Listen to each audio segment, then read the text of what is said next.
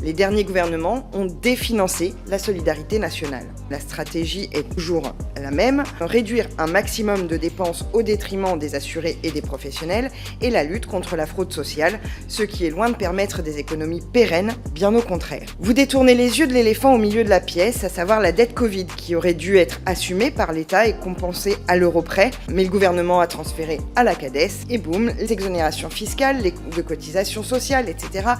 augmente et représente aujourd'hui près de 100 milliards d'euros par an. Dans le détail, ce sont 77 milliards d'allègements et d'exonérations de cotisations patronales, plus 50 milliards depuis Macron. Elles représentent plus de 50% du montant des cotisations dans l'hôtellerie, la restauration, et près de 40% dans l'agroalimentaire qui pourtant engrange des surprofits records. Les entreprises de plus de 500 salariés captent plus de 40% de cette somme.